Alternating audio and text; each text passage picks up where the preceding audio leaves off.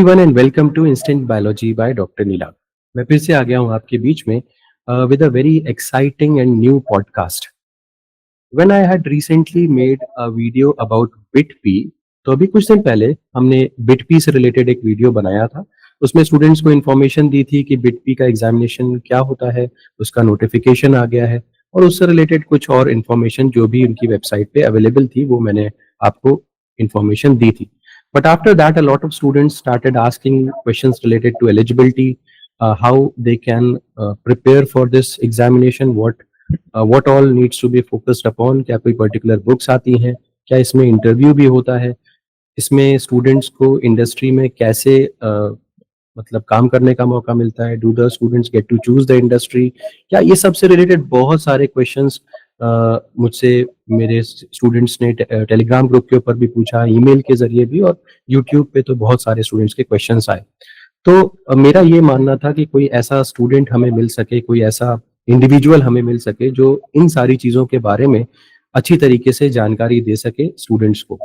तो मुझे अ, आज इंट्रोड्यूस करने में बहुत खुशी हो रही है। हम एक अंजलि शर्मा हमारी स्टूडेंट हैं, जिनको हम इंट्रोड्यूस कर रहे हैं। इनसे हम बहुत समय से लिंक्डइन पे कनेक्टेड भी हैं और आज इनको हम लेकर के आए हैं अपने इस पॉडकास्ट में, क्योंकि इन्होंने 2024 का बिटपी एग्जामिनेशन क्वालिफाई किया था और ये ऑलरेडी बिटपी का इस्तेमाल इंडस्ट्री में ट्रेनिंग करने के लिए कर चुकी हैं। तो ये सबसे बेहतर इंडिविजुअल होंगी जो आपको बता सकेंगी कि किस तरीके से ये पूरा का पूरा प्रोसेस होता है और क्या-क्या इसके फ़ायदे हैं, क्या चीज़ें ध्यान में रखनी चाहिए आपको अप्लाई करते समय, कितनी फेलोशिप मिलती है, ये सारी की सारी बातें in depth we will be discussing with her. तो बिना देर किए हुए मैं अंजलि को बुलाता हूँ। अंजलि, प्लीज़ आप हमारे बीच में आइए and so that we can start the discussion. या thank you so much Anjali, आपने इतना समय निकाला हमसे बात करने के लिए। I understand that you would be busy with your work, but really really thankful. Samadhan life sciences की पूरी टीम की तरफ से I am really thankful to you कि आपने इतना समय निकाला। sir, absolutely. Pleasure is all mine. So, hello everyone. My name is Anjali, and I've finished my bachelor's in biochemistry from Delhi University and master's in biotech from DTU. And most recently, I finished my training through BITP in 2024, which happens to be the heart of today's podcast. My broader research interests are in neuroscience, computational biology, and astrobiology. And I'm very excited to be here and looking forward to sharing my BITP experience with you all. Okay, thank you so much Anjali for your introduction. सबसे पहले तो I would want you to answer this question कि many of the students do not know about BITP examinations while they are in their bachelor's or they are in their masters. आपको कैसे motivation मिला या आपको कब पता चला कि इस तरीके का कोई एग्जामिनेशन होता है और आपने इसको अप्लाई किया? Okay, so BITP was quite a random find for me. I think I came across it through a channel, YouTube channel or a page. But before that, I had stumbled upon the Vritika program by SERB, and वो भी एक similar internship था in bioinformatics. So I got selected for it, but for few reasons I couldn't join. But it sparked an interest in me that I really have to get a hands-on training in this field. So when I randomly discovered BITP, I realized that they're offering a similar sort of industrial training in biotech and the light domains. So I was instantly drawn to it, and it felt like the next step. Okay, great. So the next question that I would want to ask to you is that generally students, as I already said, that generally students do not know about this program while they are in their bachelor's or maybe in their master's also. So for those students who are hearing this term for the first time, BITP, so could you please elaborate upon this, that what exactly is this program all about? Sure. So BITP basically stands for Biotechnology Industrial Training Program.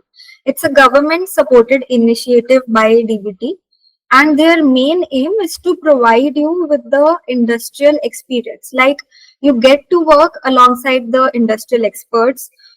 You get to work upon the real-time project in the companies, upskill yourself, and gain the skills that are actually needed and are applied in the real world setting.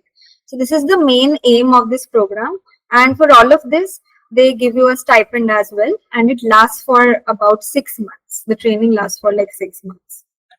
Okay, okay, good. So, a lot of questions have been asked regarding the eligibility of BITP. तो can you tell us about that कि कौन कौन से students या कौन सी degree वाले students इस प्रोग्राम में अप्लाई करने के लिए एलिजिबल हैं? Okay, so the main eligibility is that either you have completed or you are in the final years of your MSc and MBA in biology, MTech or BTech degrees. So I think the main bar is that you have to be completed your degree before the year of advertisement. Okay. Everybody, like ranging from MTech to MSc, they are eligible. तो क्या BSc के students भी eligible हैं इसमें? No, BSc students aren't. MSc है, BTech है, तो उसके बाद MTech. So you have to be in the final year of your MSc to apply. Okay, तो बीएससी वाले एलिजिबल नहीं है. बीटेक, एमटेक और एमएससी या तो आपकी कंप्लीट हो गई हो या फिर आप फाइनल ईयर में हो मिनिमम, तो फिर आप अप्लाई कर सकते हैं इसके लिए, राइट? और आपकी डिग्री जब एडवर्टीजमेंट आ रहा है यानी कि सिलेक्शन वाला प्रोसेस हो रहा है तो उस तक का आपका डिग्री खत्म हो जाना चाहिए. Am I correct? Yes. Okay, great. So, since there are so many degrees that are eligible, right, from BTech to MTech to MSc, is there a difference in the training that is given to these students, or the same level of training is applied to everyone? So no, BITP doesn't differentiate between candidates based on what degrees they have. I happen to know someone who joined BITP just after they finished their MTech from NIT, and their experience was quite similar to mine.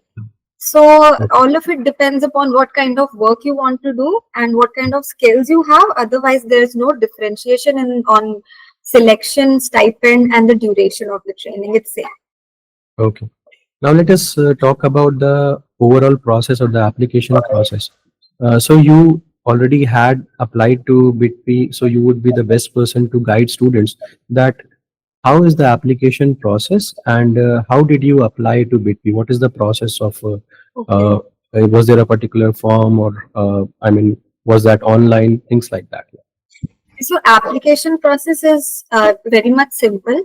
There's a non-refundable fee of around, I think it's 1,000 rupees, and you get to fill the form, where you have to put in your photograph, signature, mark sheets, and most of the instructions, they are very clearly mentioned in the portal. And even the pattern of the exam, it's very clearly visible in the portal. It's a 100 marks paper, and it covers 3 major sections ranging from the core biotechnology and the domain, general aptitude and general science, out of which your domain, it carries the major weightage and the other 2 carries 12 marks. So the domains, they are like as general as you find in any sort of national level biology exam, ranging from microbio, IPR, bioinformatics, immunology and all of those. Okay, so is there any particular syllabus? कहीं पे syllabus दिया हुआ है इसका कि students को उसको follow करना है, या किसी भी national level examination की जैसे तैयारी करते हैं उसी तरीके से इसका भी preparation करना होगा? So yeah, ये same ही रहेगा like any other entrance that you prepare for. एकदम elaborate way में you are not having the syllabus, but domains अच्छे से mention करे हैं जो they will cover. So I would like to tell that जो भी pattern रहता है, it's a concept driven paper, application based paper. Very, I will not say very easy. It's a good paper, but not overly difficult. So if you're well aware with the concepts, the application of those concepts, it will be very much easy for you. तो हम ये कह सकते हैं कि अगर कोई individual gate या नेट का तैयारी कर रहा है तो he would be able to do the question paper easily, क्योंकि वो सेम टाइप का क्वेश्चन पेपर रहता है. या डेफिनेटली अगर आप नेट और गेट का तैयारी कर रहे हो तो आई थिंक वो कॉन्सेप्ट्स ओवरलैप करते हैं. लाइक मैं अपने टाइम पे आई कैन रिमेम्बर बहुत ज्यादा टेक्निक्स के क्वेश्चन थे, एप्लीकेशन बेस्ड क्रोमैटोग्राफी था, वेल फिल्ट्रेशन, एसडीएस पेज के बहुत थे, जेनेटिक डिसीजेस के थे, फिर C4C3 प्लांट्स हो गया, ग्लाइकोलिसिस. तो ऑल्सो जो भी कुछ जीके का टॉपिक बायो में चल रहा है, जैसे उस टाइम पे वैक्सीन्स बहुत पॉपुलर चल रहे थे, तो उन पे काफी क्वेश्चन थे। बायो इन्फॉर्मेटिक्स में ब्लास्ट को लेके मैंने बहुत क्वेश्चन देखे थे, और एक पीएच इक्वेशन के ऊपर बहुत ज्यादा क्वेश्चन मैंने देखे थे, like 2-3 question I found during my time. Okay, मतलब न्यूमेरिकल बेस्ड भी रहता है जैसे आप Yeah, but बता very रहे थे। general numericals, not as high as you will find in your GATE का exam. They're very much easy, and वही मैंने जैसे बोला कि just you have to know the concept and आप easily apply कर सकते हो। ओके ओके, तो क्या कोई स्पेसिफिक बुक्स से लेकर के आपने प्रिपरेशन की थी या फिर जो जनरल लाइफ साइंस की बुक्स आती हैं उसी से आपने प्रिपरेशन की थी? So मेरे टाइम पे good thing was that VITP was overlapping with my master's exam.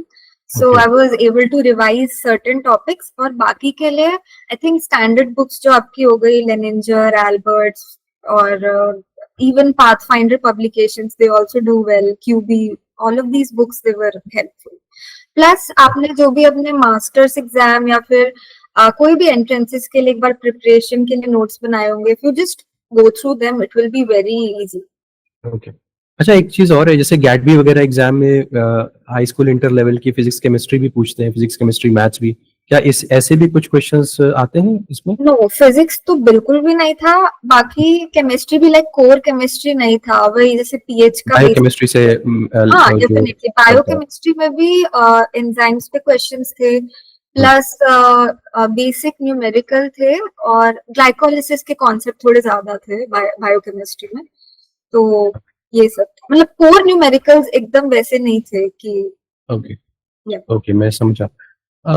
Lot of students were asking कि यहाँ पे सिर्फ एग्जाम के बेसिस पे सिलेक्शन हो जाता है या फिर इसके बाद नेक्स्ट लेवल का इंटरव्यू वगैरह भी देना पड़ता है, इसका क्या प्रोसेस है? Okay, so definitely there is an interview, but it's a final stage thing. So I will say आपको initial focus अपना एग्जाम क्लियर करने को रखना चाहिए, क्योंकि लाइक मेरे टाइम पे कुछ 147 कैंडिडेट्स उन्होंने शॉर्टलिस्ट करे थे, और उस टाइम पे उनका कट ऑफ था अराउंड 60 मार्क्स। अलॉन्ग दैट, मतलब उसके साथ में कुछ 47 और आई थिंक 47 और 60 कैंडिडेट्स और शॉर्टलिस्ट हुए थे, they were put on the waiting list, and उनका कट ऑफ 57 मार्क्स था। तो इस रिस्पेक्ट में it's competitive. Also in during my time, I remember I talked to some candidates and I realized that उसमें से कुछ लोग they're appearing for the exam for like second and third time. So what happens कि few of them they already cleared the exam and they got the offer, but maybe they didn't get the full time offer, or they didn't like what they were doing, so उसके बाद they reapply for it. तो इस मामले में competition फिर बढ़ जाता है ज्यादा है। ओके ओके, तो अप्रोक्सीमेटली जैसे आप बता रहे 147 के आसपास आपके समय में सिलेक्शंस हुए थे, और फिर फाइनल सिलेक्शंस कितने होते हैं अंजलि, आप बता सकती हैं? मतलब I really have no clue कि वेटिंग लिस्ट में से वो कितना उठाते हैं, but I clearly remember 60 people थे इन द वेटिंग लिस्ट। तो टोटल का I don't have any idea, क्योंकि वो रिवील नहीं करते हैं, वो रिवील नहीं करते। या अच्छा, ये इंटरव्यू जो होता है जिसके बारे में अभी आपने बोला कि there is an interview as well, so is this interview conducted by DBT or is this interview conducted by the company in which you are joining? Okay, so this interview, it's like the company takes it. So what happens, आप अपना exam clear करोगे, उसके बाद वो आपको एक Google form देंगे which will be a preference form. तो उसके अंदर आप अपना लोकेशन सिलेक्ट करोगे, एरिया ऑफ ट्रेनिंग सिलेक्ट करोगे, उसके बाद वो फ्लोट करा देंगे टू द कंपनीज जो उनके अंडर है, एंड फिर कंपनीज आपका सीवी देखेंगी एंड फॉर्म देखेंगी, एंड उसके बेसिस पे they will like if they find a match, so they will call you for the interview. Okay, तो मतलब ये भी हो सकता है कि मान लीजिए मैंने एग्जाम निकाला and no company has shortlisted me because my CV was not up to the mark, something like that, ऐसा भी पॉसिबल हो सकता है? मतलब this was a similar fear I had during my time, but मैंने जितने लोगों से भी बात करा है, सबका एटलीस्ट एक कॉल तो आता ही आता है। तो डीबीटी जो है वो भी दे मेक श्योर कि वो आपका अच्छे से फ्लोट करवाए, और अगर आपको नहीं मिलता तो वो फिर पर्सनली अलग से भी भेजते हैं। तो I think everybody gets the chance. या तो अंजलि, फिर थोड़ा सा इंटरव्यू के बारे में बताइए कि अगर किसी स्टूडेंट का सिलेक्शन हो जाता है एंड उसको किसी कंपनी से कॉल आता है तो किस तरीके से उसकी प्रिपरेशन करनी चाहिए? सो मेरे टाइम पे लाइक मेरे को 3-4 कंपनीज से कॉल आए थे। ऑल्सो मुझे 2023 और 2024 दोनों का डेटा पता है। वो डीबीटी क्या करता है, they give you a set of companies जो कि चेंज होती है हर ईयर। सो 2023 में we had Reddy's lab, Sun Pharma और Life Cell Innovation, all of these companies. और मेरे टाइम पे आई हैड सर्टेन कंपनीज। मुझे एक रुवेनाइल मेडिकल दिल्ली, देन एक पैसिफाई मेडिकल बॉम्बे, और फाइनली एक मिस्टर बायोलॉजिस्ट, इनका कॉल आया था। एंड जब आपके पास कॉल आ जाता है तो आई will suggest first step before preparing for any interview is कि you just visit their website, you get to know the company, you get to know what work they are doing, then you align whatever interest, whatever area of interest you have to their work, because it's the best. They definitely want someone जो उनके काम से align करे। So ये I think सबसे foremost advice रहेगी मेरे side से। उसके बाद बाकी आपने जो भी ट्रेनिंग एरिया के लिए अप्लाई किया है उसके सारे बेसिक कॉन्सेप्ट्स जो होंगे, जैसे कि अगर फर्मेंटेशन से रिलेटेड कुछ हो, मार्केटिंग से रिलेटेड हो, मेरा बायोइन्फॉर्मेटिक्स था तो उसके रिलेटेड कोई भी बेसिक्स, प्लस जो मैंने सीवी में प्रोजेक्ट्स कर रखे हैं उनके बारे में I prepared well, and they asked me that particular things, और कुछ टेक्निकल चीजें जो I was able to tell them. तो जितना मैं समझ पाया आपकी बात से कि once you get selected, DBT sends you a Google form जिसमें आपको अपनी प्रायोरिटीज को सेट करना पड़ेगा कि आपको कौन कौन से एरियाज में काम करने में आप इंटरेस्टेड हो प्रायोरिटी वाइज, और किस शहर में आप काम करने में इंटरेस्टेड हो। वो चीजें आप डीबीटी को भेज देते हो and then DBT gives you, DBT float करता है आपकी इंफॉर्मेशन टू द कंपनीज, उस तरीके की कंपनीज को, and then the companies they contact you, right? So you do not have a say कि मुझे सर इस फलानी कंपनी में काम करना है, आप डीबीटी को बताओ, ऐसा नहीं कर सकते, राइट? आई थिंक आप वैसा तब कर सकते हो जैसे कि आप कह रहे थे कि आपको एक भी कॉल नहीं आया, या फिर सपोज आपको 2-3 कंपनी से कॉल आ गया, अब आप डीबीटी से थ्रू मेल बहुत इजीली कांटेक्ट कर सकते हो। यू कैन टेल देम कि can you just send my CV to this company, so they will definitely do that. Like बहुत इजीली कांटेक्ट होता है, they are very approachable, and फिर आप इजीली कांटेक्ट करके अगर मैच बैठेगा तो you can definitely get a chance कि you get to work with that company. Okay okay okay, समझ में आया। मतलब बोथ वे चलता है, बट इनिशियली तो यही होता है कि डीबीटी आपको कंपनीज अलॉट करता है, उसमें से आप चूज करते हैं आफ्टर गिविंग योर इंटरव्यूज। तो आप तो अंजलि, आपने बताया कि आपकी 3 कंपनीज से आपको कॉल आया था, तो आपने तीनों में जाकर के इंटरव्यू दिया था या आपने चूज किया कि नहीं मुझे इसमें ही जाना है? कैसा आपका एक्सपीरियंस था? सो मेरे केस में आई थिंक सबके लिए स्टार्टिंग में एक टेलीफोनिक इंटरव्यू ही हुआ था, तो उसमें जो रुवेनाइल और पैसिफाई 2 कंपनीज बताए वो like totally wet lab companies थी। ओके, सो मैं ये भी बता देती हूँ कि प्रेफरेंस फॉर्म में you get this area of trainings जो कि ऐसे होते हैं, जैसे कि यू कैन सिलेक्ट, तो एक हो गया R&D, microbio, then biochemical engineering, fermentation, marketing and bioinformatics. तो मैंने अपने टाइम में बायो इन्फो, प्रोडक्शन और मार्केटिंग और R&D भरा था। तो I did get a call from R&D और प्रोडक्शन के लिए, तो ये 2 कंपनीज में मतलब बात चला, लेकिन मुझे वो अलाइन नहीं कर रहा था क्योंकि I didn't want to do that work. Plus ये भी मैं बोलूंगी, आप नोट करें कि मेरे टाइम पे और लास्ट 2 इयर्स में बायो इन्फॉर्मेटिक्स के लिए there were not a lot of companies, there were like 25 अगर लिस्ट है तो उसमें से 3 options were there for bio info. But I was very eager कि मुझे करना वही है, so that is why I picked up this company named Mr. Biologist. So that is how I chose the. Okay, so ये जो list आती है जिसके बारे में आप बोल रहे हो कि ये कंपनीज की लिस्ट, ये जब सिलेक्शन हो जाएगा तो उन्हीं स्टूडेंट्स को दी जाएगी कि ये लिस्ट है, राइट? अभी ये फ्लोट नहीं होगी? No no. Okay okay okay. तो थोड़ा सा मुझे अपने काम के बारे में बताइए। जब आपने मिस्टर बायोटेक्नोलॉजिस्ट में आप गई, आपने मतलब वहाँ पे इंटरव्यू दिया होगा, उसके बाद का क्या प्रोसेस हुआ, थोड़ा उसके बारे में स्टूडेंट्स को गाइड कर दीजिए। ओके, सो ये जो मिस्टर बायोलॉजिस्ट है, ये like it's a pioneering biotech startup. उसका प्रेजेंस है इन पुणे एंड गुवाहाटी, और it's the first independent CRO of its kind in the north east. So एक बात थी जो मुझे बहुत अच्छी लगी, and I wanted to learn कि उन्होंने कैसे जर्नी स्टार्ट करी। इसके बाद I joined there as a bioinformatics analyst. Initially मेरा सेटअप वर्क फ्रॉम होम था क्योंकि मुझे रिलोकेट करना था, और उनका पुणे का work was getting settled, so I did give them like an on site visit also. And मेरा जो मेजर काम था वहाँ पे वो ये था कि मुझे उनका जो ड्राई लैब यूनिट था वो पूरा हैंडल करना था। तो वहाँ पे मैंने प्रोग्रामिंग, डॉकिंग, नेटवर्क फार्माकोलॉजी ये सब सारी चीजें सीखी थी। So it was like that. तो वहाँ पे कोई स्पेसिफिकली डेजिग्नेटेड रिसोर्स पर्सन रहते हैं जो सिखाते हैं चीजों को आपको, कि यू आर जस्ट गिवन कि भाई शुरू करो काम? नो, ओके, सो ये ब्रोशर में भी मेंशन्ड है कि सारी कंपनीज को एक बेंच फी मिलती है ऑफ अराउंड 23,000 जो ट्रेनिंग एक्सपेंसेस कवर करती है। सो इट्स लाइक वहां पे there would be people present जो they will know that okay this person is coming through this BITP program, अब इनको हमें ट्रेनिंग देना है। तो for me it was a very collaborative environment. हमारे रेगुलरली वीकली पीपीटी प्रेजेंटेशन होते थे जिसमें हम रिसर्च वर्क डिस्कस करते थे, रेगुलर अपडेट्स लेते थे। प्लस ऐसा नहीं रहेगा कि आप 6 मंथ्स में वो आपको छोड़ देंगे। They will give you task कि वो बोलेंगे कि आप जो जो भी रियल टाइम प्रोजेक्ट आ रहा है वो तो आप कर रहे हो, but apart from that they will give you another project also जो उनको भी दिखाना होता है टू बीआईटीपी डीबीटी कि ये हमने करवाया है। So they will regularly, reach out to you, ask you, train you, and you will get to do the real time work also. So it goes like this.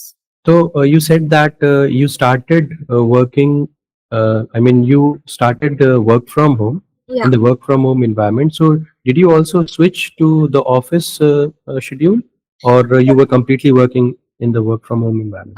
Like मैं एक monthly on site visit के लिए जा पाई थी पूना में। बाकी क्योंकि मेरा जो काम था it was very easily, it could have been easily done on the system.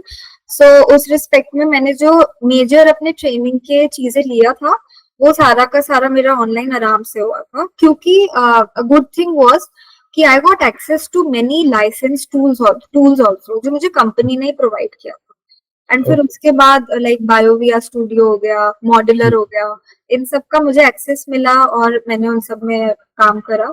So it was a very easy setup this way. But I will say it majorly depends upon the company and the work that you have to do. Yes. So the next question that comes to my mind is कि जो students wait lab जा रहे हैं जिनके पास ये opportunity नहीं होगी, तो they will have to relocate to the company's site, और फिर क्या वहां पे उनको हॉस्टल अकोमोडेशन वगैरह ये सब चीजें मिलती हैं? Do you have any idea since you are not in that? So I happen to be in contact with many people. तो उसमें से एक like one of my colleagues only वो वेट लैब यूनिट में था. He was staying in Guwahati only. तो as such आपको travel और एकोमोडेशन ग्रांट अलग से नहीं मिलता, बट इस लिस्ट में कुछ ट्रेनिंग इंस्टीट्यूट्स भी है, जैसे कि एक हैफकिन ट्रेनिंग इंस्टीट्यूट है जो बॉम्बे में है, तो वो आपको मे बी हॉस्टल एकोमोडेशन ऐसा कुछ दे सकते हैं, but it will depend on the company. But I personally feel that like जो इनका स्टाइपेंड डिविजन है, it goes like 10,000 rupees you will get from DBT and minimum of 9,000 you will get from the company. तो वो add आपको मिल रहा है, तो I think अगर आपको रिलोकेट करना है और बाय चांस आपको एकोमोडेशन का आता है प्रॉब्लम, लाइक अगर वो डेफिनेटली पीजी वगैरह रिकमेंड कर देते हैं बट हॉस्टल सेटिंग ऐसा कुछ ना हो, तो I think you can easily cover it with the amount you are getting. Okay. So, was there any particular time frame that you worked for the company? I mean, 10 to 5 वाली job जैसे होती है, हम ऐसा expect करेंगे कि कभी भी आपको जब प्रोजेक्ट मिल रहा है तो आपको काम करना पड़ेगा, इट्स लाइक दैट, या फिर वीकेंड्स में भी काम करना पड़ेगा, इट्स लाइक दैट, क्या सिनेरियो? तो जैसे आप जानते हैं स्टार्टअप्स में you have to work on Saturdays also, so हमारा फिक्स टाइम ही था, 9 to 5 हमारा चलता था, एंड उसमें हमें जो भी कोई अगर क्लाइंट का काम आ रहा है we had to give that.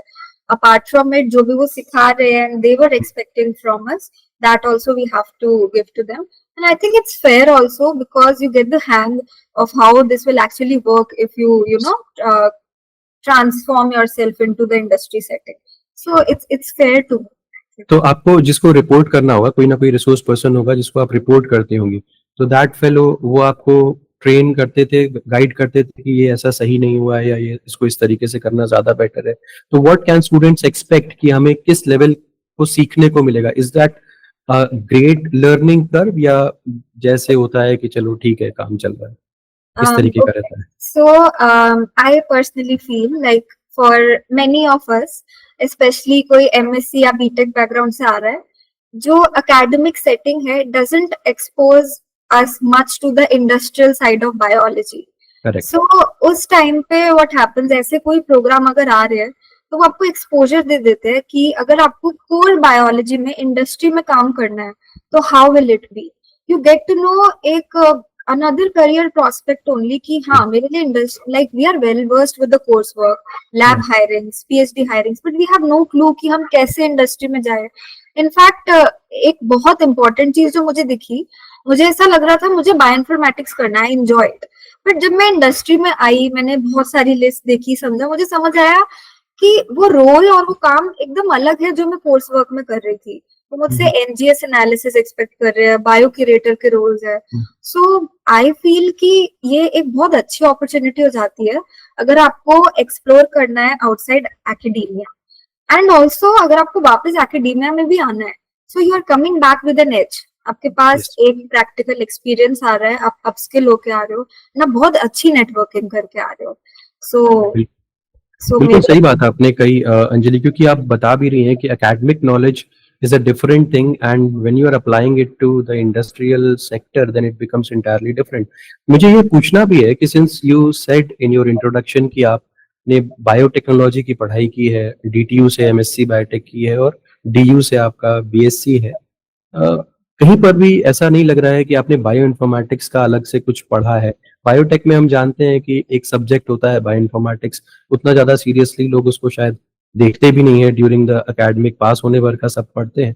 तो आपने ऐसा सडनली सोचा कि यार मुझे बायो इन्फॉर्मेटिक्स में ही ट्रेनिंग करनी है, जबकि आपको पता होगा कि बायो इन्फॉर्मेटिक्स में हम लोग जितना पढ़ते हैं ड्यूरिंग द कोर्स वर्क वो इंडस्ट्री में होने वाले काम के लिए सफिशिएंट नहीं है. तो आपने क्यों ऐसा सोचा, इसके बारे में जानना चाहता हूँ, और ये ट्रांजिशन आपको कितना ज़्यादा ओवरवेलमिंग लगा? ओके, सो आई फील कि ये journey like step on step build हुई है. मैंने बैचलर्स में थोड़ा सा एक्सप्लोर किया था, मैंने कुछ वर्कशॉप्स ली. फिर जब मैं अपने मास्टर्स में आई उसके बाद क्योंकि मैं डीटीयू में थी तो यहाँ पे बायो इन्फॉर्मेटिक्स का जो सेटअप था इट वाज क्वाइट नाइस. मैंने अपने थीसिस के लिए मतलब मैं न्यूरो साइंस में इंटरेस्टेड थी, मेरा न्यूरो साइंस में ही काम रहा है स्टार्टिंग से. बट मैंने सोचा कि मैं अपने आप को अपस्किल करने के लिए maybe I can just try learning programming skills. तो मैंने ऐसे ही यूट्यूब पे स्टार्ट किया, मैंने आर सीखा, डिफरेंशियल एनालिसिस किया. एंड फिर मैंने जस्ट स्टेट किया था कि मेरे को ये वृत्तिका प्रोग्राम दिखा था, ये भी बायोइन्फॉर्मेटिक्स में एक अच्छा इंटर्नशिप ऑफर करता है. अब उसके बाद आई रियलाइज दैट चीजें है but you have to find them. And अब यूट्यूब की वजह से you get to see a lot of such opportunities. तो अगर आपको एक साल का ऐसे इंडस्ट्रियल एक्सपीरियंस कहीं मिल पाया तो आई थिंक वो बहुत एक एडवांटेज दे देता है. और वही मेरे लिए रहा कि मैंने आर सीख लिया था. अब जब मैं यहाँ पे आई इन्होंने मुझे डॉकिंग अच्छा सिखाया, मॉड्यूलर सिखाया, ब्लास्ट सिखाया, देन कुछ सीक्वेंस एडिटिंग टूल सिखाए लाइक मेगा, बायो एडिट. तो उसके बाद फिर मेरे को उन्होंने बोला था कि I have to choose a project जो I have to perform, I have to do it, they will help me, and वो ही चीज मेरा डीबीटी के पास रिपोर्ट जाएगा. तो दैट्स व्हेन आई थॉट कि मैंने आर तो करी है, अब मैं पाइथन खुद से ट्राई करती हूँ. बिकॉज प्रोग्रामिंग के साथ ऐसा है कि it's just like a plug and play thing. आपको अपने बेसिक्स क्लियर होने चाहिए, उसके बाद आप अपने कोड में धीरे धीरे प्रैक्टिस करके you can learn about it. तो फिर ऐसे ही मैंने इधर का प्रोजेक्ट करा जो कि मेरा डॉकिंग और पाइथन इसका मिक्सचर था. और फिर मैंने वो सीखा. बट आप डेफिनेटली सही कह रहे हो कि जो कोर्स वर्क में सिखाते हैं और जो मैंने स्किल्स यहाँ पे सीखी या फिर खुद से कोई भी इंटर्नशिप में सीखी, बहुत they are poles apart.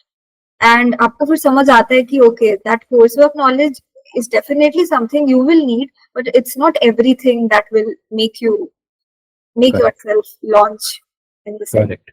So now talking about the stipend, जो मेजर स्टूडेंट्स का एक अगेन एक क्वेश्चन था, ये 9,000 मिनिमम जो लिखा हुआ है, what does that exactly mean? क्या 9,000 ही मिलते हैं या कई कंपनीज उससे ऊपर भी देती हैं? तो कितना एक्सपेक्ट करते हैं स्टूडेंट्स को? Because if they are relocating to a tier 1 city then 19,000 would stand nothing, क्योंकि उतना तो रेंट पे ही लग जाएगा. तो आपको क्या लगता है या आपका क्या एक्सपीरियंस था इस रिगार्डिंग? सो मेरे को तो 9,000 ही मिल रहा था। इनफैक्ट जो मेरे कलीग भी थे, जो मैंने अलग अलग कंपनी से देखा है, उन सबको भी इतना ही कुछ मिल रहा था। बट डेफिनेटली अगर आप कंपनी में एचआर है, उनसे बात कर रहे हो, रिलोकेशन का प्रॉब्लम बता रहे हो, तो आई थिंक ये amount depending upon the company range हो सकता है कि वो कितना आपको ऑफर करेंगे एंड आप उनके लिए कितने बेस्ट कैंडिडेट हो। ऑल्सो लाइक एक ऐसा भी होता है, मैंने मेरे कॉन्टैक्ट में थे, उन्होंने R&D में ज्वाइन किया था, they were very good with their work, तो उनको कंपनी ने प्रोडक्शन यूनिट में अपने आप ही शिफ्ट कर लिया। फिर सैलरी का उस हिसाब से भी आप बात कर सकते हो, बट मोर और लेस जो डीबीटी का स्टाइपेंड है that will be fixed. Company वाला आई थिंक अगर आपको रिलोकेशन का प्रॉब्लम आ रहा है तो you can actually talk with them and I feel they will understand, तभी मिनिमम लिखा है। ओके। So, yeah. और ये जो स्टाइपेंड आता है, is it after the internship gets completed या फिर ये पर मंथ आपके अकाउंट में शो होता रहेगा? So जो okay, so एक like as and when you just get cleared with selecting the company, getting there, इसके बाद कंपनी ही आपको एक नैप्स पोर्टल होता है, ये पोर्टल है अप्रेंटिसशिप के लिए इंडिया में, उधर आपको लॉग इन करना होता है, उसमें आपका अकाउंट खुल जाता है एंड आपके जो भी पैसे आएंगे वो फ्लोट उधर होते हैं। Okay. हर महीने आपको जो भी अमाउंट लाइक 9,000 सपोज है, मुझे हर महीने वो कंपनी से आता रहेगा। लेकिन जो पूरा मेरा बाकी लाइक 10,000 जो डीबीटी ने देना है मुझे for 6 months, which makes it to 60,000 for 6 months, वो 60,000 अमाउंट मेरे पास इकट्ठा आएगा। अब वो कैसे आएगा? मैं नैप्स पे लॉग इन करूंगी, मेरा आफ्टर लाइक 6th मंथ में ही, मे बी 5th मंथ के एंड में या फिर 6th मंथ में मुझे एक एग्जाम देना होगा। It's a very basic exam जो कि हमारा स्किल सेक्टर रहता है, एसएससी करके है वो। लैब जो बेसिक लैब सेफ्टी हो गया, माइक्रोबायो बेसिक सा एक एग्जाम होता है, वो आपको क्वालिफाई करना है जस्ट टू टेल कि आपने अप्रेंटिसशिप कंप्लीट कर ली, आपको एक अप्रेंटिसशिप सर्टिफिकेट मिल जाएगा एंड उसके बाद you are eligible for getting that 60K which will come after the completion of your 6 months. Okay, then I believe कि अगर कोई स्टूडेंट रिलोकेट कर रहा है then he will have to spend from his pocket as well initially, और बाद में वो रीइंबर्स हो जाएगा थ्रू डीबीटी। या we can definitely see it like this, क्योंकि उस टाइम पे आपको पूरे लाइक 19-20K नहीं आ रहे, आपको एंड में मिलेगा वो। That is why I pointed out this, because many students are financially not that stable कि वो अपने पॉकेट से उतना लगा करके कहीं भी जा सकें। So it will always be good कि अगर आप अपने ही शहर के अंदर कोई कंपनी देखें, so that आपके रिलोकेशन के जो चार्जेस हैं वो वेव ऑफ हो सके, वो खत्म हो सके। That's my take. Yeah, it's very much fine. Also मेरा भी यही टेक था, मैंने इसलिए दिल्ली में अप्लाई किया था, बट मैं दिल्ली में थी, अपॉर्चुनिटी ज्यादा बिल्कुल नहीं थी। बैंगलोर और हैदराबाद हब है, ये एक रीजन मेरे भी आया था, इसलिए I just didn't apply to many companies there. But if I just look at the scenario now, I feel कि अगर वैसे तो एक कन्वेंशनल एडवाइस रहता है कि आफ्टर एमएससी या फिर बीटेक में डेफिनेटली आपको फिर भी जॉब का एक्सपोजर मिल जाता है, बट एमएससी के बाद होता है कि you just finish your PhD, get it done, and it's good also like if you are sure about the path.